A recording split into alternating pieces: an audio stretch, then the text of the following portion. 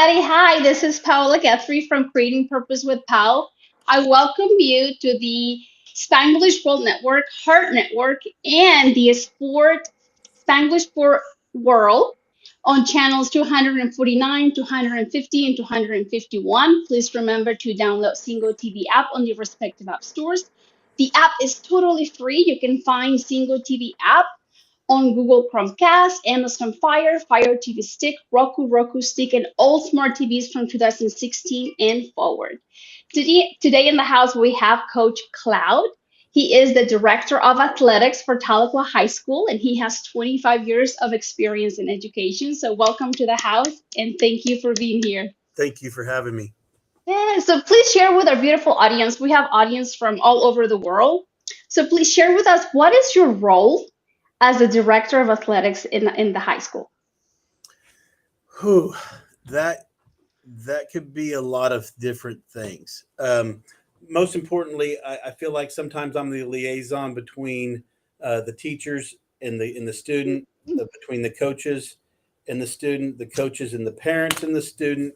I'm kind of the middle guy on all of it. I do a lot of scheduling, transportation, but I think the most important impact I have for our students every day is raising money. Um, whether that's through advertising, through marketing, through uh, streaming opportunities. The most important thing is to raise money for them to give them opportunities to have things they may not be able to afford, or the school may not be able to afford to give us. I spend a lot of time on the phone raising funds for our kids and our school. But I do a lot of scheduling, obviously, a lot of meetings administratively and with a lot of calendar stuff. But I think every day my biggest goal is to provide opportunities that kids wouldn't otherwise get anywhere else. And we appreciate you for it. Thank 'Cause I mean, Talca does a fantastic job keeping their students motivated and inspired to play sports. So, what inspires you to work with the youth? you. My father sat in this chair, not this chair, but he was an athletic director for over 45 years. Um, I started out as an animal science. I had an animal science degree. I was not going to be a coach. I wasn't going to be a teacher. I wasn't going to be an athletic director. I played Division I baseball at Arkansas State University in Jonesboro, and I was in their animal science. I wanted to be a vet. That's what I wanted to do from the time I was 6 years old on. And I have an animal science degree. And I played my last baseball game, and I was getting ready to graduate that summer. And I called home and I said, I'm not ready to give this up. I like to be around athletics. I like to be around people, and which I would, I'd be around people as a vet. But then I thought, you know what? I don't want to do another 4 years of school. I want to make an impact now. I don't want to give up the game right yet. So I coached college baseball for 13 years. Um, I said there was two things I wouldn't do. I said I wouldn't coach high school. I wouldn't coach girls. I never wanted to be an AD, and I ended up doing all of it. And I love every minute. So never say never, I guess, is where I'm going with this. Um, but I think I see the impact that we have every single day with kids. Whether you're a teacher, whether you're the custodian, whether you're the lunch lady, we have an opportunity. And at Tahlequah, I think we have 1,250 opportunities to make a difference every day. That's about what our enrollment is. And there's not a day that I can remember that I didn't want to go to work, even if I didn't feel good, because I knew that somebody at that school was counting on me to be there. And I think that's what inspires me every day. It's important to invest because it sounds very cliche, but all of our kids are our future. We have some amazing kids that aren't even in athletics that are very, very high functioning, that are great in the band or great in the choir, great in the drama. Um, and they're going to go on to do great things. And I think that's what inspires me, is to see that. And, in athletics, there's a lot of kids that need the program worse than the program needs them. athletically. And that's not, we say that all the time. Those are the kids that we got to be champions for. Sometimes they come from a single mother, or we've had several kids that have lived on their own as seniors. And I couldn't imagine being 17, 18 years old living on my own and still having the wherewithal to pass all my classes, get to all the workouts, and be a good citizen. And I think that's what inspires me the most, especially in Tahlequah. We have every socioeconomic challenge kid, from the highs to the lows, to the high functioning to the low functioning. And I think, to answer your question, that's what inspires me the most, is to be a champion for kids every day. That's beautiful. What's the difference between coaching college and now being at the high school? The biggest thing that I face from going to the college game to the high school game was the interaction with the parents. And that's a learning curve. It I changed as a coach, as an athletic director. Um, my whole mindset changed once I had my child, and I think you look at it differently. I don't think that's a bad thing. As a young coach, I started out when I was 22. You know, a lot of times, and I see it with some of our younger coaches, they think they know it all, but I learn something new every day, and I've done it 25 years. That's probably my best advice for anybody, is if you think you know it all, you're in the wrong profession, because education changes every single school year, without a doubt. Um, so yeah, the biggest difference would be the interaction with parents on a daily basis. And I don't think that in college that you treat the children any different. And they're kids. I mean, they're 18 to Yeah. 22 years old. They're still kids. And um, I think you can have a bigger impact. You can mold a kid more from the time they're in seventh grade to 12th grade than you can from freshman in college to a senior in college. Um, I will say that high school kids, especially our females, they will listen to you. College kids will question every move. Well, I saw it on YouTube that it was a little bit different. High school kids will take you at your word a lot of times, but you can't fake it. In either in college or high school, you got to know your stuff, or they're going to call you on the carpet. But that would be the biggest difference. Would be the interactions with parents, um, which is not a bad thing. But because that's everybody's baby. That's everybody's most valuable gift in this world is their kids, or it should be. Um, so that would be the biggest difference between college and high school. Yeah. That's impressive. Like you going from college and then you're preparing them because you kind of know already what their mindset was at 22, and now you're dealing with younger brains Yep. and younger mindset. So, how do you measure success in athletics beyond the wins and the losses? That's a great question. It really is. And that would be another difference from the college game to the high school game. In college, you get to pick your team. In high school, I've done my best job coaching when we didn't have a very good team. And people say, what do you mean by that? And what I mean by that is, in high school, you don't get to pick your team per se. The kids that go to the school are going to be on your team. And in college, you can recruit them from all over the United States. I had a very good contact in Venezuela. I got a lot of Venezuelan kids. I got a lot of Dominican kids. I got a lot of Puerto Rican kids. And then I had a contact in Canada. So I got kids from all over, the North America, South America area, the Americas. But in the high school deal, the kids that live in your district are who you have. And that's what you've got to build your team from.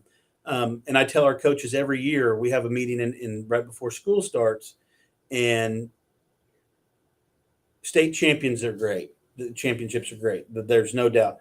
Winning seasons are great. But sometimes you do your best coaching job if you got a team that was not very good and you got them to 500. That's how I measure success. I also measure success on, I do a lot of, I go to practices and watch how the kids are interacting with the coach, or the structure of the practice, the respect that's mutual between the two. That's very, very important to me. And ultimately, again, state championships are great, but we want to have productive citizens. Whether I don't think everybody needs to go to college. 20 years ago, it was dead set that everybody needed to go to college or you were going to be a failure.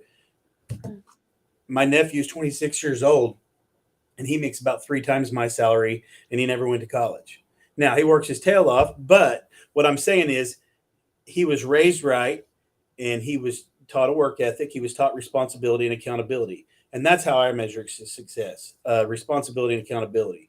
Um, there's a million kids that are going to go out here and they graduate the next couple of years that'll make more money than I do, whether they're welding or doing air or plumbers, whatever. So I think our biggest thing to measure success is respect, accountability, and dependability. Um, and I think athletics teaches that, especially when you have practices over Christmas break or all summer. That is getting them accountable for the real world. So yeah, Yeah. Yeah, that's why I was thinking about that. It's like, yeah, some of the students do practice through even through summer when school's out, and yeah, then you have a very committed coaches. They're willing to, work through the summer to get them ready for the season. right. So, And we're in yeah. a unique situation. Our coaches don't get paid. Now their stipend goes from August till July, but per se, a lot of other school districts they get paid if they come in the summer. Our guys have never questioned it, and they've always come in the summer. Our coaches um, and those guys are champions for kids. Not every parent likes every one of our coaches, but I promise you, for the amount of money they make, they love the kids, or they wouldn't do it. Um, I say it all the time. These guys got to love it. Our stipends for athletics, they're one of the best in the state. But if you put a paper to pencil or pencil to paper on what they make per hour coaching, you would think that they were insane to do that for the amount of hours they spend. But they do it because it's in their blood and that's what they love. Some people cowboy, some people pipeline, but these guys love kids and they love the athletic piece of it. And one of the things I've noticed this year that whenever a student walks by the hallway and they see a coach, their beautiful faces just light up and they're like, hey, guess what? I'm lifting, 50 pounds more. Or Right. they're like, their facial expression is like, look what I'm doing now. It's like the trust. I couldn't explain to you, but I was like, oh wow. It's like I've learned this year that coaches play a huge role in the life of a student because they get to see their performance physically, they get to see their charisma, they get to spend time with them and they get to know each other versus I am a science teacher and they're probably thinking, oh, Miss Guthrie's judging me by my science knowledge. But they're way more than just what they know about algebra, what they know about biology. So it's like I was like, oh wow, like being a coach must be so awesome because kids get to interact at a different level. They absolutely do. I think the impact that a coach has is unbelievable. And I don't think it takes our coaches a lot of years to realize that. Um, I know you visited with Greg Hall. Greg Hall and we talk a lot about, me and him I think he came 2 years to Tahlequah before I did. Um, and we talk about that. And I've seen so much growth in him as a person and the way he interacts and connects with people. And what a great guy, though. I've never seen Greg Hall not smiling. He could be mad, but I can get him to laugh or smile at the end of the day. So, but yes, what you're saying is 100% true. The impact that we have, it's hard for me to explain to these younger coaches that yes, every teacher's important. There's no doubt, but they're going to remember their coach forever. And you only have one chance to make that first impression. And we have hard coaches and we have coaches that make them accountable, but I think they gravitate to them, and especially we've got a lot of male athletes that come from a single mother home, and those guys take on a great role. Every one of our head coaches that's a male, I know they've spent a lot of their own money to make sure those kids have. I have, we all have, and they do it because they want those kids to succeed, and that impact, that level of trust. I don't know if that happens in any other industry where a child can trust an adult that much. and it's a very beautiful thing. It really is. My best as a coach, my greatest accomplishment is not wins and losses. It's if I get a baby announcement or a wedding invitation, and I go to every single wedding I get invited to from my former players, and that's important to me. And that means that I made an impact. If they think about me on their greatest day as a person with their wedding day, then that means that I did my job. I was asking my students, I have about 100 and something students, and I was like, hey, who should I interview next? And they said the names that they gave me, they were coaches. Mhm. So I said, okay, what do you like about this coach? Well, why is he your favorite coach? And they're like, because they trust me. And that was their answer. There's trust. It's like how important that is. Like, what does it mean to you? And they're like, well, sometimes it's like he said, okay, guys, I'm gonna trust you, and we're gonna do this project together. And to me, it was like, oh wow, it's like trust. Because in the science building is like we have to keep an eye on them Right, right. at all times, to keep them engaged. Like we're always redirecting them to keep them engaged. But it comes, sometimes I guess we might micromanage them maybe too much. That's what I learned from this conversation. But they enjoy that trust Right. from their coach, and I was like, oh wow, how beautiful that is, and they will remember that, and you can see their smiles when they're talking about their coaches. But I was gonna, yeah, bring this awareness to our parents, because I didn't know, to be honest. It's like I didn't know how important an athletic coach is to our students until like this year that I witnessed it. And, Yes. and it's beautiful. And I want to honor them, because they do play a big role, like we're talking about, in the life of all students. And those kids, in most, if you're a good coach, you're a good teacher. I think it goes hand in hand. And I can go down through the list of our guys that are strong teachers. They're good coaches, and I think that goes hand in hand with all students and with that trust level.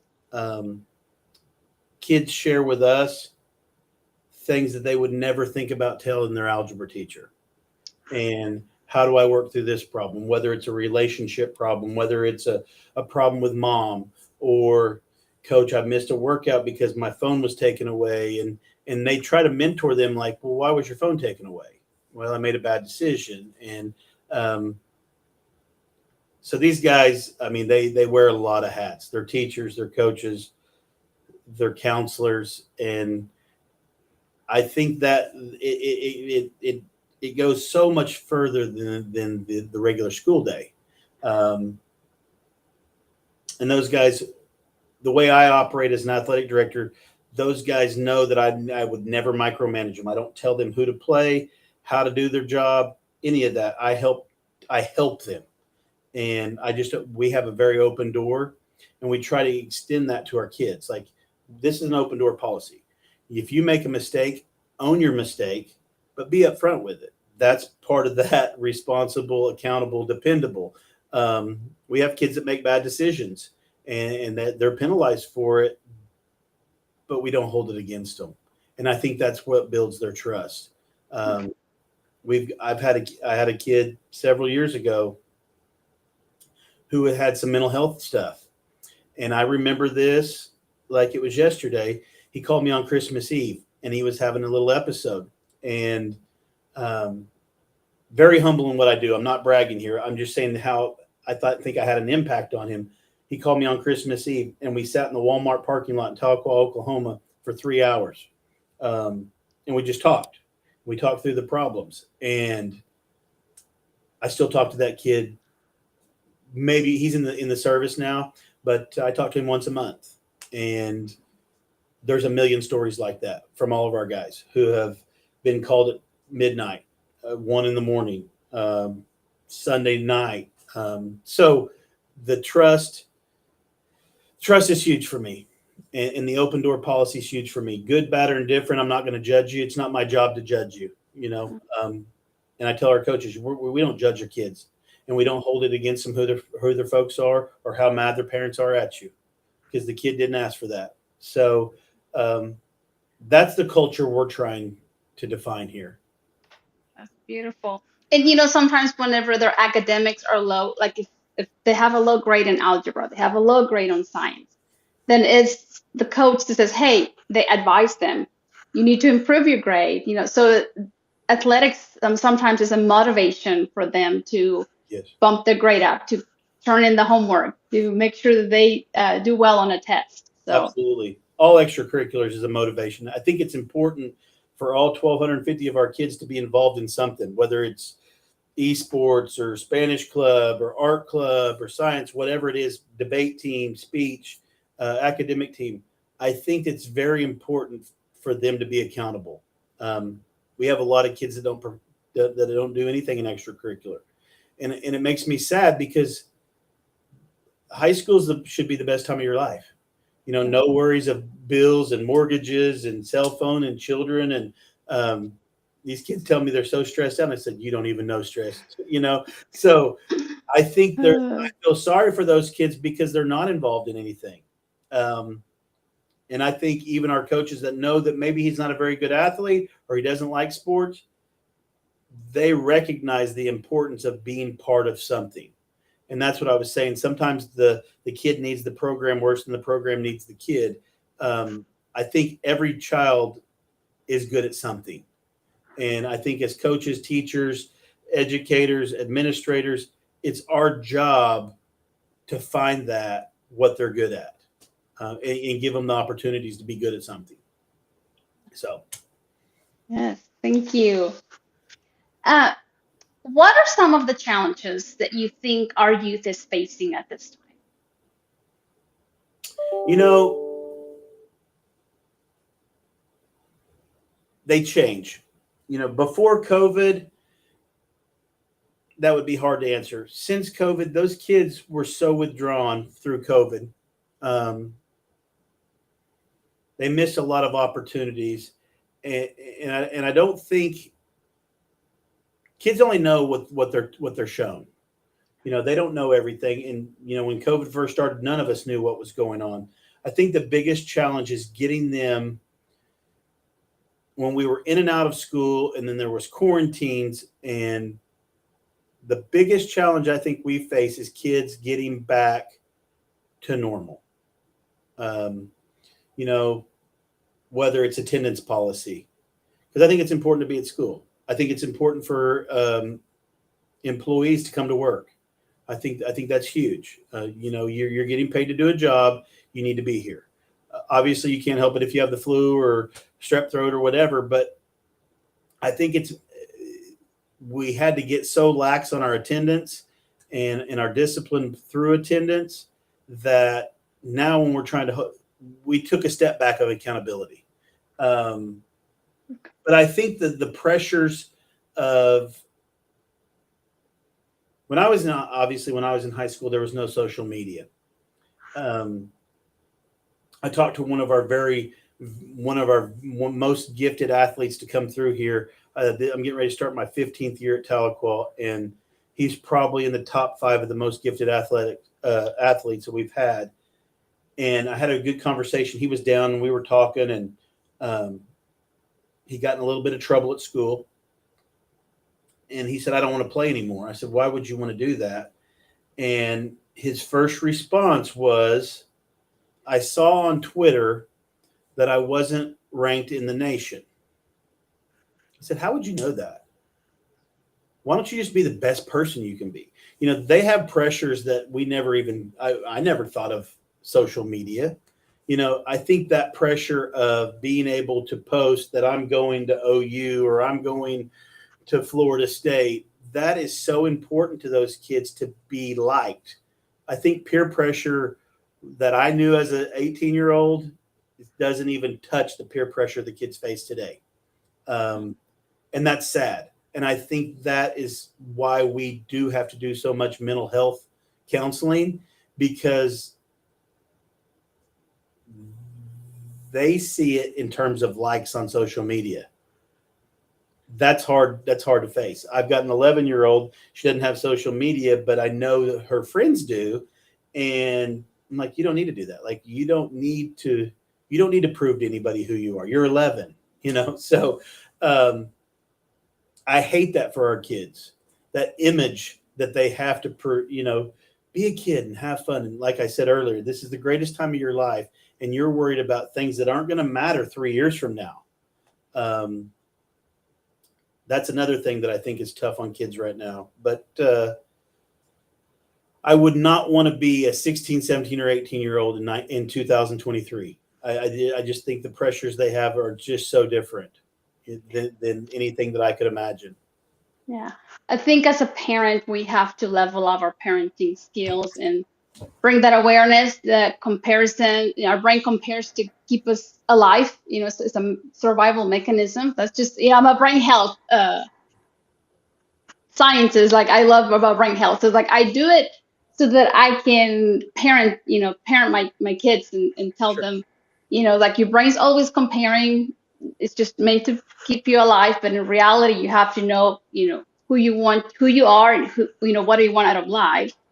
So, but yeah, I get it. It was like social pressure, the social media, what they see on the internet. We didn't have access to that. Correct. We had magazines back then. Yep. Oh, but yeah. So, how do you think the community can help in the growth? Help our youth to be good citizens.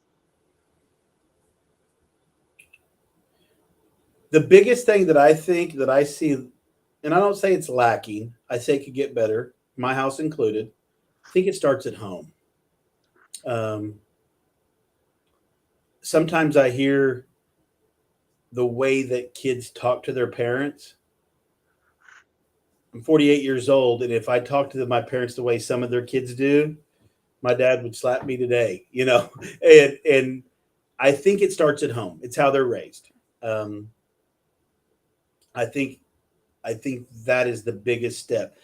Community awareness of, and which is part of my job, is get to the community to see what we're doing, and that's my marketing piece.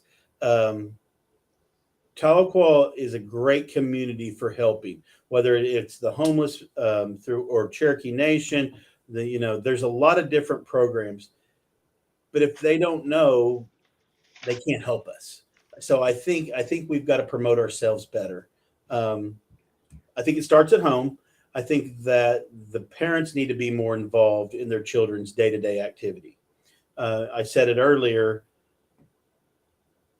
The parents need to push their kids into something extracurricular. Um, and ultimately, we have to do, how should I say this? We're only as strong as our customers, and our students are our customers. Um, and I think that starts in the early ages. I think our elementary schools do a great job of preparing them for middle school, and the middle school does a good job for high school. And now once they get in high school, they kind of know their path, or they think they know their path. But I think if we got more community involvement in a parent night, as silly as that sounds, because we have a lot of resources and a lot of grant funded trainings that we don't get a lot of participation in. Um, and I know everybody's busy, but I don't miss any of my child's stuff, anything, And she's like, I don't want to go. I don't want you to go to that. Well, I want to be involved because I want to know what's going on, and I think that helps. And if you got 1,250 parents to be involved in the high school, and 700 at the middle school, how strong would your school be when everybody was pulling on the same rope, the same direction? And I think that's the biggest thing as administrators is we got to get everybody pulling the same way, from top to bottom. We all have to be on the same page. And I'm big on, you treat the custodian how you treat the superintendent. And that's important. And our kids need to see that. And I think if our communities, if our own people see it here, then the community sees it. Man, they're doing some really good things at Tahlequah. I want to get involved in that, which selfishly that helps me trying to raise money. They're like, man, you guys are doing some good things. So it's all intertwined, but I think it starts at home to answer the question. Yeah. Is be involved in your child's future. And you're not the first one, the first leader in the community that shares this. Like somehow I have a student in the high school. Mhm. He's going to be a senior next year. So as a parent, I think we get lost in, oh, he's about to go home. We have to prepare psychologically that he's about to leave. I need to learn to let go. I need to learn to help him be independent. So I think we maybe give two steps back instead of just half a step. Right. And we're still, their brains still develop until, if it's a boy, till they're 28, if it's a girl, till they're 25. Right. So we still have to, and I'm guilty, like you said, at home happens as well here at home. So trying to find them the middle ground where I'm no telling him what to do, but at the same time make sure that I am involved in Sure. his academic, until I know he's prepared for life. But I think as a parent, maybe something happens, because that happened to me last year, thinking, oh my gosh, he's about to graduate, he's about to become an adult. And I went through that stage, but I'm like, no, no, no. It's like I still have to make sure that the steps that he does are solid. Right. And one of them is being more involved. Like we invite all the community, wherever you're at around the world, let's be more involved in our children's academic in their life, because even though we might think that we need to prepare them for life, we still have to be right there to make sure that their steps are solid. So Absolutely. thank you for bringing this awareness, because as a parent, we need it. Like you said, we're busy too, trying to keep up with the bills, trying to keep up with life, trying to keep up with, oh, did I meet my dreams? I'm almost 40. What have I done? We all go through all these psychological questions, and we still have to continue to carry our beautiful family. Sure. What has been the most challenging experience as an athletic director? Most challenging. I will say every day here is different. Um, you don't know what you don't know, and you don't know what we have 17 sports at Tahlequah, and that's boys and girls. Um, we have 660 athletes, grade 7 through 12. So we have that many opportunities to get it right or get it wrong.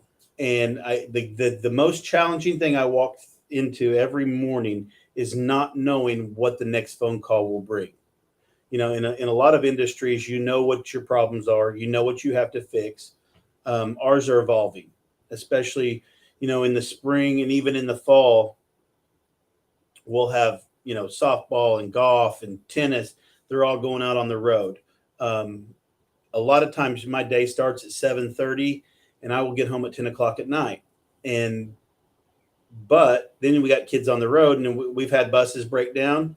Um, I've had to come back to the school, get a bus, and go pick them up, and sit with the other bus till the tow truck got there. So you never know what the day's going to bring, and I think that's the most challenging. I'm very, very regimented, but that's the hardest part for me, is not knowing what the next phone call will bring, whether it's good, bad, bus broke down, a student got injured, or an athlete got injured at a game. Um, that is probably the most challenging. Um, the hardest thing for me, and I went back. I'll go back to the raising the money. This town is very, very giving town for funding and writing checks to us. But what people don't understand is we've got Tahlequah, we've got Keys, we've got Sequoia, we've got the university, you've got Holbrook close, and you've got all these K through 8s. And Tahlequah is the county seat of the county, and where most of the businesses are. And these local businesses sometimes hate to see us walk through the door because they know we're going to ask for more money. And when I was coaching softball here, there was a business that was downtown, and they're no longer here. And that's awful that they're not here. But I walked in, and the lady knew what I was after. She started crying, and I grabbed her hand. I said, "What's wrong?" She said, "You're going to ask me for money." And I said, yes, I was. And she said, you're the third person from a school that came and asked me money today. And we want to help, but we can't afford to. And I said, not a problem. And I shook her hand, and I went back there and I bought my wife something just because I wanted to support that business. And so that's a challenge. We are a small community. We want to shop local. We want to do those things, but we can't nickel and dime and bleed them to death because they've got to survive. Um, and if a small business goes out of town, sometimes they leave town. We lose that opportunity to change that kid's future. So it's a balancing act in this town of, yes, we have great community support, and yes, we try to do a lot of things local through the school districts, but we can't bleed the small business to death. And that's a challenge because we're playing in Tahlequah, we're playing schools that are in an urban area, and they did have a different market as far as raising money. So that would probably be my other challenge, is the market that I have to raise money in. Um, and I get it. It's hard to sell advertising to a business that's not in Tahlequah, but some of these businesses can't afford to do that. And so how do you make it work? And um, that's where it goes back to the parents' involvement. And we rely on our parents to do a lot of the legwork to raise money for us. But raising money and not knowing what to expect each day is probably my biggest two challenges. But I will say I enjoy coming to work every day. Thank you. Thank you for putting up with the challenge, because those beautiful students, I know, that enjoy athletics, and they get to experience what sometimes parents cannot give to them. You cannot give the experience. I know your coaches try to do the best that they can sometimes to take them out to eat at a nice restaurant after a ball game. Sometimes like they wear, nice uniforms, and it's all because you guys work together. Sure. And yeah, let's, as a parents, let's all be a little bit more involved in our kids' education as much as we can, of course. What has been your most rewarding experience as athletic director? Wow.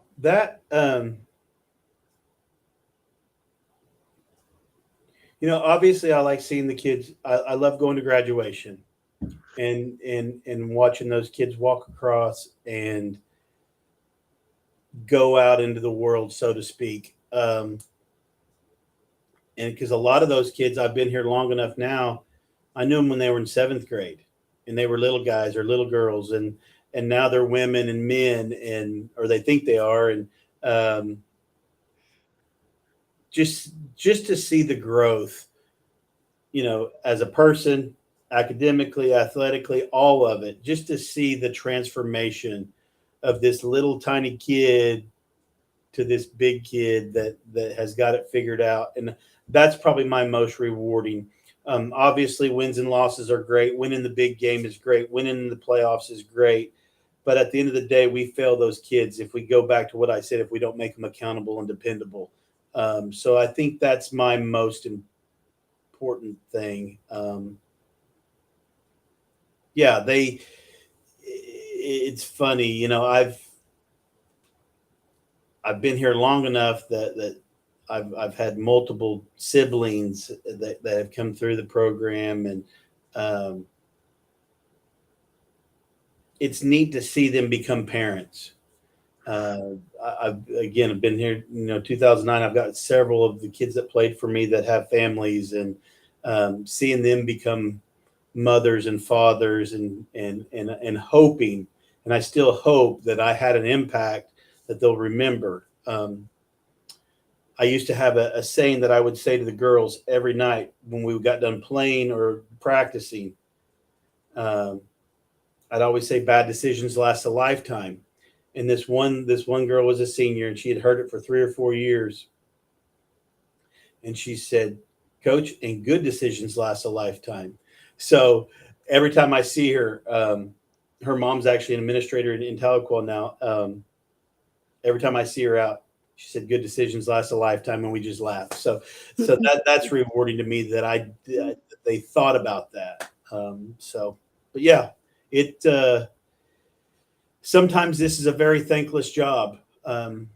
There's a lot of behind the scenes, and that's I prefer being behind the scenes. I don't like to be in the newspaper. I don't like to be in the pictures. That's not important to me. Seeing people be productive is what is important to me. What legacy would you like to leave behind? Ooh. I think the biggest thing that I would like to leave behind is knowing that I came to work every single day and tried to make a difference. I didn't just try to get through the day. And I tell our coaches this all the time. If you're doing this for that stipend, go do it somewhere else, because I want you to leave your mark on, like I said, you have 1,250 opportunities to make a difference. And I think that I want them to know that I was tough, but I was fair. I held them accountable. Um,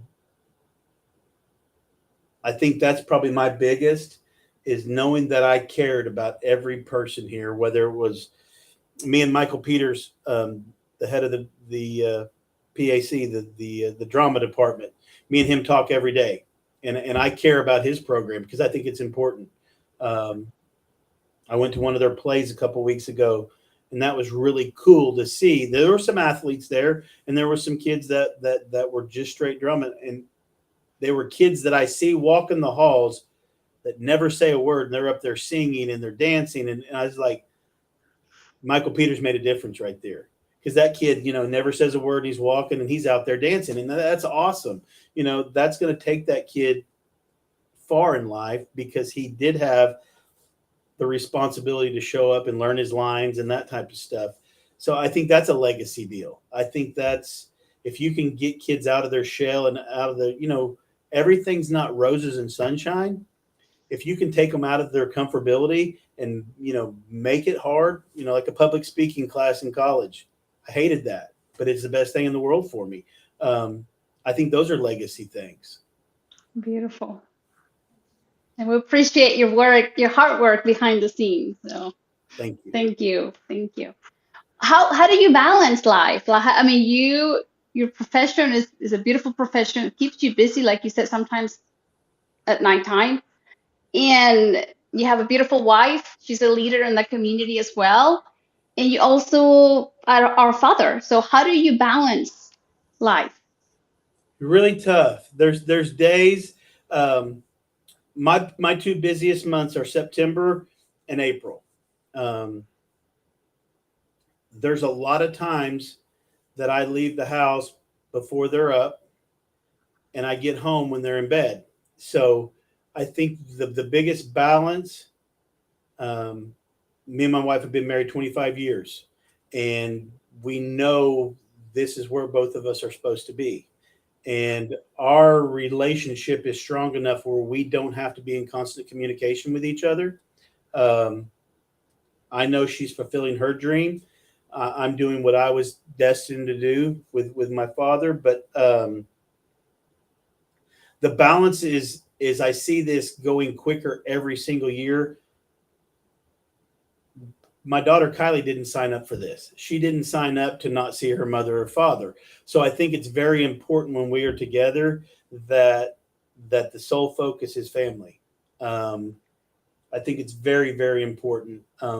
My sister moved back from Texas. She's the dean at the Muskogee campus of NSU, and they live out by us. And we try to do a lot of family time stuff when we can. Her husband's a coach and she's a dean, so she has a lot of night stuff. He has a lot of night stuff. Um, we make it work. I guess that's the best. There's a lot of juggling. There's a lot of nights. I remember this fall, my daughter plays travel softball, and a friend of ours took her to St. Louis. We had a football game. We left Tahlequah at 10:30 at night after the football game, and we got to St. Louis at 5:30 in the morning, and she had to be at the field at 7. So I got an hour and a half of sleep, and um, it we make it work. There's a lot of long nights and there's a lot of tired days, but again, it goes back to I always feel like somebody's counting on me and I can't let them down. So that's my biggest motivator to make it work. Um, You choose to make it work. That's beautiful. Both of you choose to make it work. I mean, I think it's so important that she knows what she's meant to do. Same thing with you. You know, this is your purpose and you know it. And together they work as a team, yep. choosing to make it work. 25 years, it's hard to say nowadays, I think, finding how many, couples that last 25 years. So congratulations on Thank choosing to make it work. Yep. We Uh, we've lived in 7 states together. So, and now we met in Tahlequah, and hopefully we stay here forever. So, awesome. Yeah, thank you. What advice would you say to a brand new athletic director who is about to start his adventure in this field? my biggest thing is get a couple guys that have done this job and ask questions every single day. Um, I've got a group of guys. I had my father who had done it for several years, 40 plus years, 50 years. I think it was right at 50 years. Um, but get guys numbers that you trust and listen because I learn something every week. People call me, I call them, hey, how do you do this, how do you do this? And once you think you know it all, you're just beginning because it changes. Like I said, education changes every year, and so does athletics and rules. And so the biggest advice is listen. You got to listen and you got to be able to communicate. Probably the last thing that I would say is it's okay to be wrong. You don't have to win every argument. You don't have to win every conversation. It's okay to be wrong, especially when you got people's most precious gift. You got their kids, and that's the most important thing to them. When they call and they're mad, you need to listen, and you need to tell the truth. Um, it's easy to tell people what they want to hear, but you need to tell the truth. And if you can tell the truth every single time and not sugarcoat it, you're going to be okay. Beautiful.